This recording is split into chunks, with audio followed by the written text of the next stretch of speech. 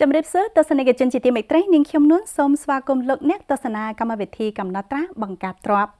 ขนมระยะเปรปรามชนามกันล้อมมันนี้เศรษฐกิจสมมติระบาดประเทศจันเมียนเพียบริจำรันอย่างพอพักให้อุตสาหกรรมจันจำไตรเลื้งในติกรงนิ้งเต๋อแคดฟูเจียนคือเจียทบงดอกเพลสวังมุ้ยขนมจำนำอุตสาหกรรมแต่งโน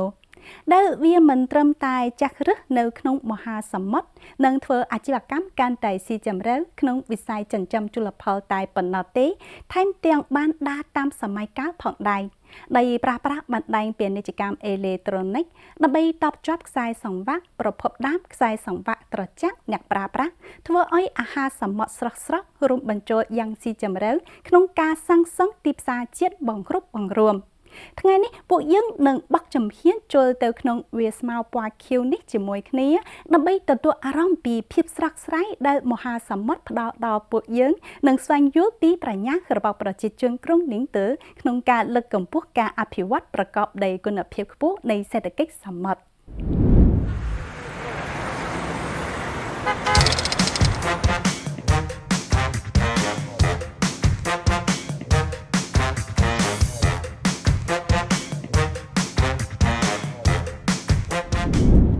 ที่กรุงนิ่งเตอแคดฟูเจียนประเทศจันเมียนทนเทียนสมมติดอลออัดจับที่นี่เมียนคุณภาพตักดอลอนังเซตนาหาเพียบสอบสรับให้บานพดอปริยกักดอลอสำหรับการลุลักระบอบไตรเลืองเมื่อปีเลออากาศใบไตรนิมวยรีบจอมอย่างสะอาดเมื่อเต้าโดยเจียกเกษตรทันเนเลอสมมติเดอโปเป็นตัดได้ชีวิตนังกระไดสังคมขนมระยะเปประมาณชนำกันลองมันนี้อุตสาหกรรมจันจำไตรเลื้องในที่กรุงนิ่งเตอบ้านอภิวัตนังปุงริกจีบรรทบรรทบให้ไอเหล่านี้บางคลายเจียสอดด้อมดอสำคัญในเศรษฐกิจขนมตับบอลเนเป้ได้มอเตอร์ตุกในซัดบนเรือล้างอย่างรูฮรูเวิร์กนั่งในซัดบานบักสำนักหนังออกสำนักอย่างปันปลอดซอกนำไปจับบานไตรเลืองสระทมสระกาเพลือจันจ้างจันใจในนังจันจ้ามกระบอกเนในซาดบานบันเจงสนามโยนย้ำได้สักได้ริกเรียได้เหมือนไอบัดบังบานเตเกอโปเป้งได้กาเป็นจัดจงพกาประโมพอลนเป้ได้เป็นเลือจงไกรบัดเตอกรอมเตยสมมติให้พิบงงเงดบานรมปอดชเนเตียงสรงเติบการในซาไตรเลืองเปยุบบานเชียนโจดดอกดำนักการดัดดามคนี้ลางชเน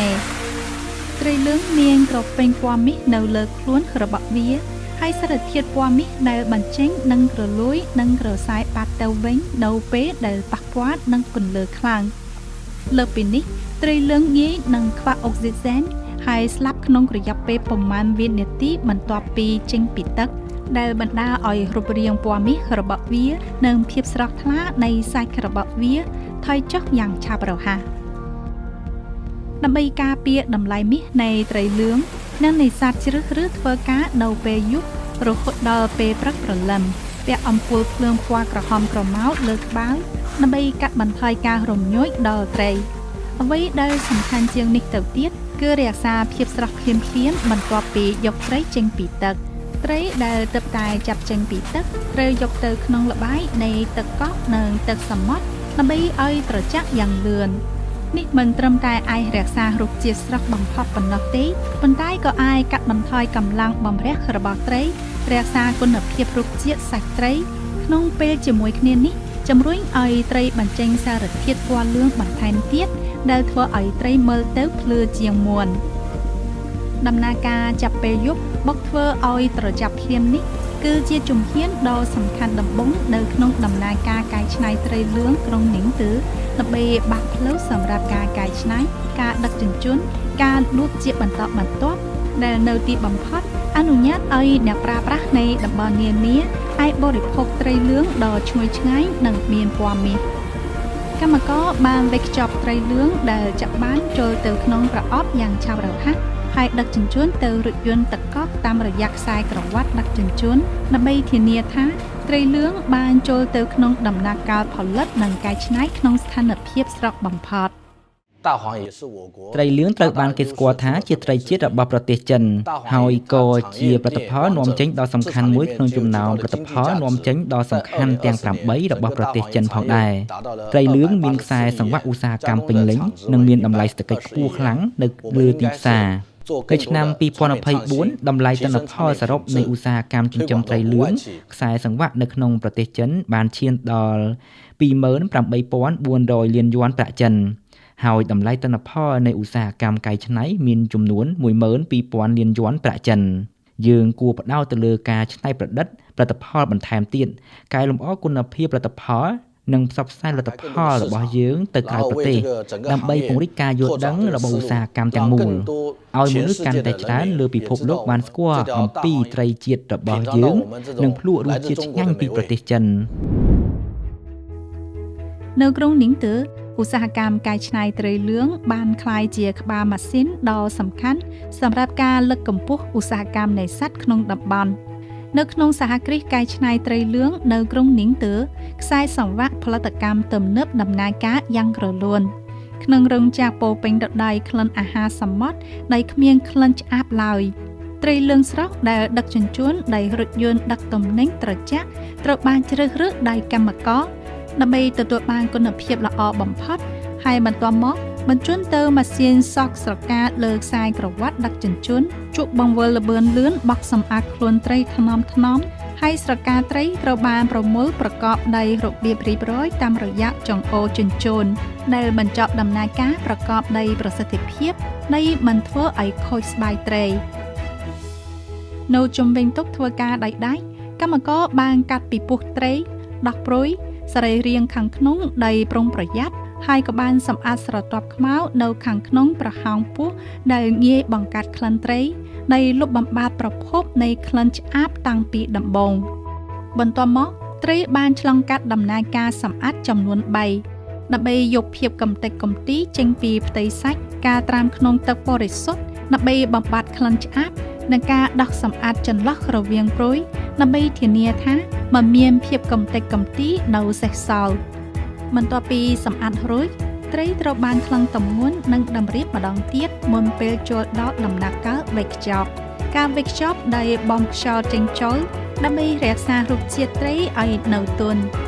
ត្រីលឿងដែលវេចខ្ចប់រួចត្រូវបានបញ្ជូនទៅកន្លែងផ្ទុកត្រជាក់ដែលអាចបង្កក់បានភ្លាមហើយបង្កក់យ៉ាងលឿននៅសីតុណ្ហភាពទាបដល់30អង្សាសេដើម្បីដាក់គ្រឹះរឹងមាំសម្រាប់ភាពស្រស់នៅក្នុងដំណាក់កាលវេចខ្ចប់ការដឹកជញ្ជូននិងការលក់បន្ទាប់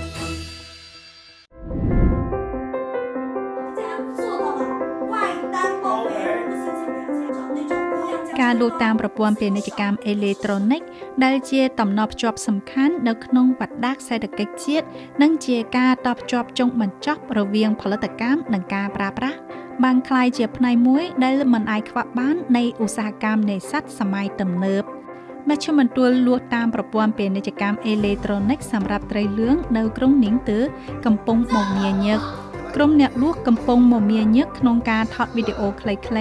ក្រុមអ្នកកាត់តកំពុងកែសម្រួលវីដេអូទាំងនោះហើយអ្នករចនាកំពុងខិតខំបង្កើតផ្ទាំងរូបភាពបោះពុម្ពដើម្បីការរៀបចំខ្លួនសម្រាប់រដូវកាលលក់ដាច់ខ្លាំងនាពេលខាងមុខ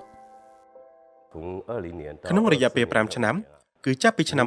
2020ដល់ឆ្នាំ2024ឧស្សាហកម្មនេសាទត្រីលឿងនៅក្រុងនីងទើបានរក្សាការអភិវឌ្ឍប្រកបដោយគុណភាពខ្ពស់ជាពិសេសនៅឆ្នាំ2024ទិន្នផលបានឈានដល់ 215,000 តោនដែលស្មើនឹងប្រហែល 80% នៃទិន្នផលជាតិតម្លៃទិន្នផលមានប្រហែល 7,500 លានយួនប្រាក់ចិនហើយតម្លៃទិន្នផលនៃខ្សែសង្វាក់ឧស្សាហកម្មទាំងមូលមានលើសពី 20,000 លានយួនប្រាក់ចិនដែលស្មើនឹងជិត 90% នៃចំណែកទីផ្សារក្នុងស្រុកនិងអន្តរជាតិក្នុងរយៈពេល5ឆ្នាំខាងមុខទីក្រុងរបស់យើងនឹងទាញយកអត្ថប្រយោជន៍ពីធនធានរបស់ក្រុងនីងទើដែលជាទីក្រុងសមុទ្រដ៏សំខាន់ដោយផ្ដោតលើការកសាងប្រព័ន្ធឧស្សាហកម្មសមុទ្រទំនើបការការពារបរិស្ថានអេកូឡូស៊ីសមុទ្រការពង្រឹងការបើកចំហនិងកិច្ចសហប្រតិបត្តិការសមុទ្រព្រមទាំងបង្កើនកម្លាំងនិងការប្រកួតប្រជែងរួមនៃសេដ្ឋកិច្ចសមុទ្រដែលធ្វើឲ្យមហាសមុទ្រក្លាយជាបង្គោលកំណែនដ៏សំខាន់សម្រាប់ការអភិវឌ្ឍប្រកបដោយគុណភាពខ្ពស់របស់ក្រុងនីងទើ ទស្សនិកជនទាំងអស់គ្នាយើងទើបតែបានដឹងអំពីខ្សែសង្វាក់ទាំងមូលនៃត្រីលឿងធំនិងទើចាប់ពីការចិញ្ចឹមការនេសាទការកែច្នៃរហូតដល់ការលក់នៅក្នុងដំណើរការទាំងនេះពាក្យវិទ្យាសាស្ត្រគឺមិនអាចខ្វះបានដើម្បីនាំយកត្រីលឿងធំដែលមានសុវត្ថិភាពនិងស្រស់ជាងមុនមកកាន់តុអ្នកស្រាវជ្រាវបានការពារដោយស្ងៀមស្ងាត់គ្រប់ដំណាក់កាលនៃការលូតលាស់របស់ត្រីលឿងធំដែលបានពុះពីឧបសគ្គនីមួយៗដើម្បីធានាបាននូវការផលិតត្រីលឿងធំដែលមានគុណភាពខ្ពស់ចំពោះបណ្ដាប្រទេសអាស៊ីអាគ្នេយ៍ខ្ញុំគិតថារូបមន្តចិញ្ចឹមត្រីតាមបែបអេកូឡូស៊ីនិងធម្មជាតិរបស់យើងអាចសមស្របជាងដោយសារបរិយាកាសភូមិសាស្ត្ររបស់ពួកគេឧទាហរណ៍យើងអាចប្រើរបងសំណាញ់របងការពារនិងរបាំងការពារសម្រាប់ការចិញ្ចឹមត្រីហើយប្រើប្រាស់ចំណីធម្មជាតិឲ្យបានច្រើនតាមតែអាចធ្វើទៅបាននេះនឹងនាំឲ្យមានពូជត្រីដែលនៅជិតស្ថានភាពធម្មជាតិជាមួយនឹងរូបរាងនិងគុណភាពល្អឥតខ្ចោះដែលអាចជួយបង្កើនប្រាក់ចំណូលខាងការនាំចេញក្នុងតំបន់នៅឆ្នាំនេះចំនួនកូនត្រីសរុបដែលត្រូវបានបង្កាត់ពូជមានប្រហែល 2,500 លានក្បាលដែលមានទិន្នផលប្រចាំឆ្នាំប្រហែល 20,000 តោនក្នុងរយៈពេលប៉ុន្មានឆ្នាំចុងក្រោយនេះការចិញ្ចឹមត្រីនៅឯនីសមុទ្របានធ្វើឲ្យប្រសើរឡើងនៅរសជាតិនិងគុណភាពរបស់ត្រីលឿងហើយយើងកំពុងបន្តធ្វើឲ្យប្រសើរឡើងនៅគុណភាពត្រីរបស់យើងជាបន្តបន្ទាប់នេះបាននាំឲ្យមានការកើនឡើងគួរឲ្យកត់សម្គាល់នៃប្រាក់ចំណូលសម្រាប់កសិករចិញ្ចឹមត្រីនៅក្នុងភោជនីយដ្ឋានពិសេសក្នុងតំបន់ក្រុងនីងទើត្រីលឿងគឺជាម្ហូបល្បីបំផុតដែលមិនអាចប្រកែកបានមេចុងភៅបង្ហាញជំនាញធ្វើម្ហូបរបស់ពួកគេដែលប្រែក្លាយត្រីលឿងទៅជាមុខម្ហូបឆ្ងាញ់ៗជាច្រើនមុខត្រីលឿងចំហុយរក្សាភាពទន់ភ្លន់របស់ត្រីបានយ៉ាងពេញលេញរលាយក្នុងមាត់របស់អ្នកពិសាវិធីសាស្ត្រផ្សេងទៀតរួមមានការស្ងោរការចៀននិងការធ្វើស៊ុបដែលវិទ្យាសាស្ត្រនីមួយៗបានផ្ដល់បទពិសោធន៍ដែលមិនអាចបំភ្លេចបាននៅពេលដែលចានម្ហូបត្រីលឿងដ៏ឈ្ងុយឆ្ងាញ់ត្រូវបានដាក់ជន់ភ្ញៀវអ្នកទទួលទានអាហារបានចាក់យកចង្កឹះដីអន្ទះសារីករាយជាមួយរសជាតិឆ្ងាញ់ដែលមានការសរសើរដែលមិនអាចលាក់បាំងបានត្រីលឿងមិនត្រឹមតែបន្ថែមរសជាតិដល់យើងប៉ុណ្ណោះទេថែមទាំងបង្ហាញពីសេចក្តីប្រាថ្នារបស់មនុស្សសម្រាប់ជីវិតកាន់តែល្អប្រសើរឡើងដោយភ្ជាប់ផ្នែកកសិកម្មនិងផ្នែកអ្នកប្រើប្រាស់យ៉ាងជិតស្និទ្ធបំណងប្រាថ្នារបស់ខ្ញុំគឺធ្វើឲ្យមនុស្សទូទាំងប្រទេសឬក៏មនុស្សទូទាំងពិភពលោកអាចញ៉ាំត្រីលឿងធម្មជាតិពីឈូងសមុទ្រសាំងតៅក្រុងនីងទើដើម្បីឲ្យមនុស្សគ្រប់គ្នាបានដឹងបន្ថែមអំពីត្រីលឿងទស្សនិកជនជាទីមេត្រីនៅក្នុងកម្មវិធីថ្ងៃនេះពួកយើងបានយល់ដឹងអំពីសមិទ្ធផលគួរឲ្យកត់សម្គាល់នៃឧស្សាហកម្មចិញ្ចឹមត្រីលឿងរបស់ទីក្រុងនីងទើក្នុងរយៈពេល5ឆ្នាំកន្លងមកនេះក្នុងរយៈពេល5ឆ្នាំខាងមុខសេដ្ឋកិច្ចសមុទ្ររបស់ប្រទេសចិននឹងបន្តឆ្ពោះទៅរកការអភិវឌ្ឍប្រកបដោយចីរភាពទន្ទឹមនឹងនេះប្រទេសចិនមានឆន្ទៈចែករំលែកបទពិសោធន៍ជោគជ័យរបស់ខ្លួននៃការចិញ្ចឹមត្រីដែលជំរុញដោយបច្ចេកវិទ្យាបូកការផ្ដល់កម្លាំងចលករដល់ពាណិជ្ជកម្មអេឡិចត្រូនិកសម្រាប់ត្រីលឿងក្រុងនីងទើជាមួយបណ្ដាប្រទេសអាស៊ីអាគ្នេយ៍ចាប់ពីបច្ចេកទេសចិញ្ចឹមត្រីរហូតដល់វិធីលក់ដូរនេះនឹងផ្ដល់ជំនួយដ៏មានប្រយោជន៍ដល់ការអភិវឌ្ឍឧស្សាហកម្មចិញ្ចឹមត្រីសមុទ្រនៅក្នុងប្រទេសជិតខាងក្នុងន័យរួមគ្នាលើកកម្ពស់វិបុលភាពនិងការអភិវឌ្ឍសេដ្ឋកិច្ចសមុទ្រសកលនិងអនុញ្ញាតឲ្យអត្ថប្រយោជន៍នៃជង្រុំពណ៌ខៀវអាចទៅដល់មនុស្សកាន់តែច្រើនចាស់ទស្សនិកជនជាទីមេត្រីសូមថ្លែងអំណរគុណចំពោះការទស្សនារបស់លោកអ្នកជួបគ្នានៅវគ្គក្រោយទៀតសូមជម្រាបលា